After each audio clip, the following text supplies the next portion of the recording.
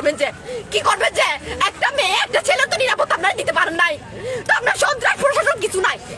ডাকাতি হলো পুলিশের কাছে গেলে এখানে যাও ওখানে যাও এখানে যাও, নাই আমাদের নিরাপত্তা নাই। আমরা পরাধীন করে পরাধীন আমরা